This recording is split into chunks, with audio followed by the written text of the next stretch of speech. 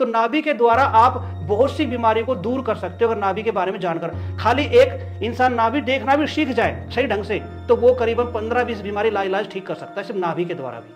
नाड़ी को नाभि को खाली पेट बार बार रगड़ोगे मसलोगे तो उसके अंदर दबाव बन के परमानेंटली वो कमजोर होकर खराब हो जाती है। खराब होने से या तो आपको हार्ट को खराब करेगी या लंग्स को खराब करेगी या कमर जाएगा घुटना, मतलब कुछ भी शरीर का सत्यानाश कर सकती है। इसलिए इसको कभी भी खाली पेट बिल्कुल ना दिखाए, ये मेरी आपसे गुजारिश है। किसी को मैंने देखा मेरे जो रोजमर्रा की जिंदगी में जो मैं यहाँ पे उपचार करता हूँ, मेरे पास बहुत से लोग आते हैं, घुटने में दर्द मिलता है, कमर में दर्द और पैरों में दर्द, और उनकी सिर्फ नाभि ठीक करता हूँ, उनका घुटने का दर्द चला जाता है, पैरों का दर्द और कमर का दर्द। नमस्कार दोस्तों, मेरे साथ हैं हरिकेश चौहान जी।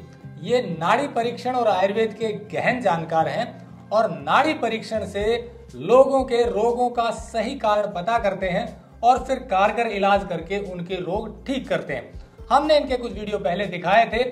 आपको बता दें कि इनका मोटिव ये है कि जो नाड़ी परीक्षण की विधा है वो जो लुप्त होती जा रही है वो आगे बढ़े, और आयुर्वेद का बेस जो है वो नाड़ी परीक्षण है। मतलब कि आयुर्वेद की चिकित्सा लेने से पहले नाड़ी का सही परीक्षण करना जरूरी है, तभी उसकी सही चिकित्सा हो पाती है, इनका कहना। तो आज इनका वीडियो है नाभि हिलने पर, जिसे लोकल भाषा में धरण डिगना भी कहते हैं और भी अलग अलग उसके नाम से पुकारा जाता है। और हिंदी में आप समझे तो नाभि जो है, नाभि हिलना, वो उसके बारे में बताएंगे कि वो बहुत गलत तरीके से उसकी टेस्टिंग की जाती है, उसका इलाज किया जाता है, उससे नुकसान होता है।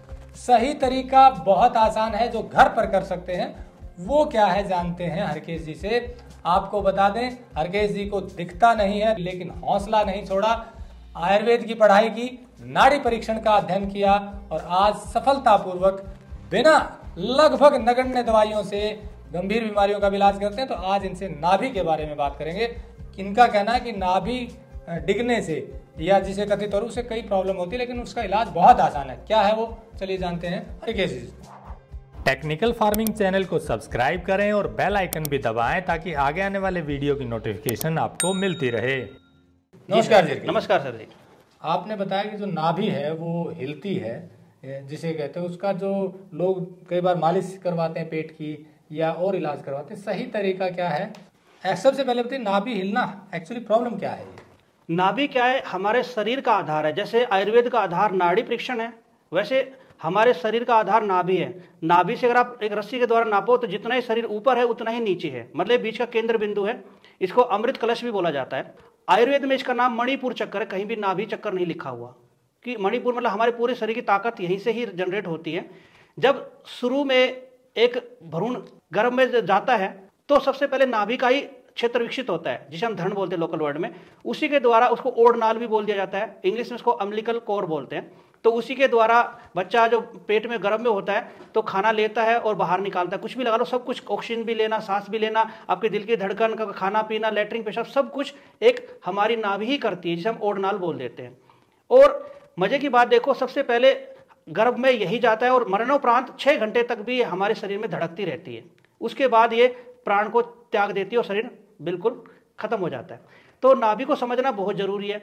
और तकरीबन लोग नाभि को खाली पेट देखते हैं और खाली पेट नाभि को कभी भी नहीं देखना चाहिए।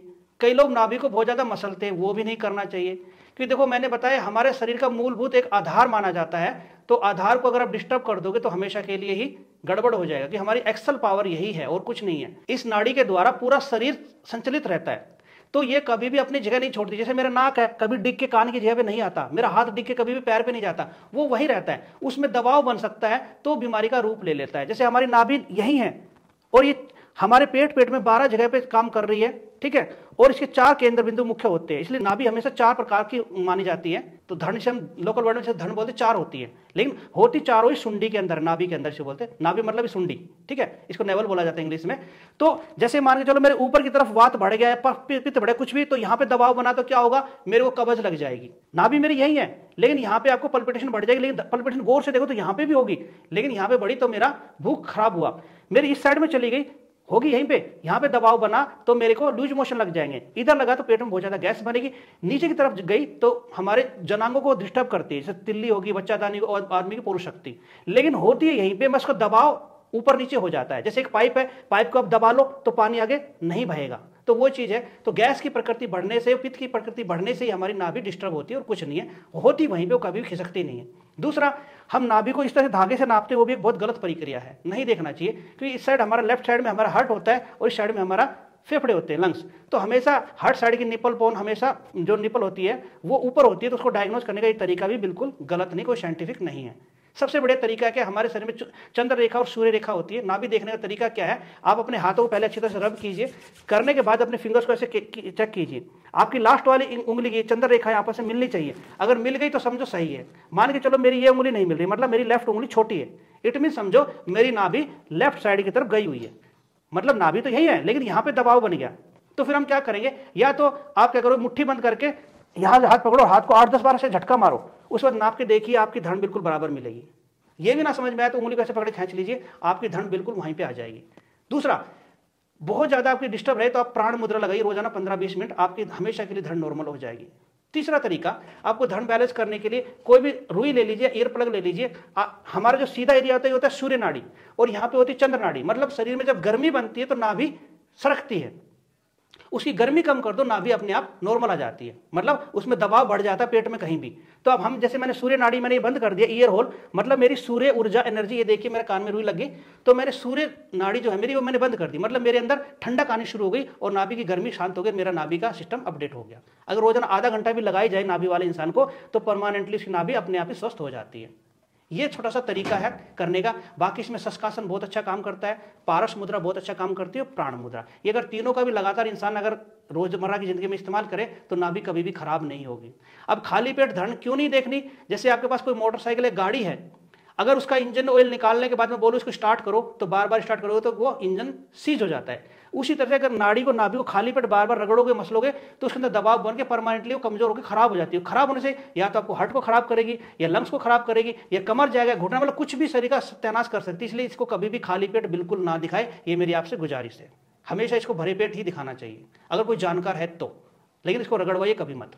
मतलब ये है कि आपका कहना है कि नाभि हिलती नहीं है, वो उसका प्रेशर बनता है तो कहीं दूसरी जगह धड़कन महसूस हो सकती है, उसकी पल्पिटेशन महसूस हो सकती है जी। अदर, और उसको मसलवाने से भी कोई लाभ नहीं होगा। जो आपने मुद्राएं बताई उसके से उसका इलाज संभव है। संभव, बिल्कुल संभव है। इसके मतलब प्रेशर बनने से दिक्कतें क्या क्या हो सकती है वो भी थोड़ा बताइए। जी, किसी को मैंने देखा, मेरे जो रोजमर्रा की जिंदगी में जो मैं यहाँ पे उपचार करता हूँ, मेरे पास बहुत से लोग आते हैं, इनके घुटने में दर्द मिलता है, कमर में दर्द और पैरों में दर्द, और उनकी सिर्फ नाभि ठीक करता हूँ, उनका घुटने का दर्द चला जाता है, पैरों का दर्द और कमर का दर्द।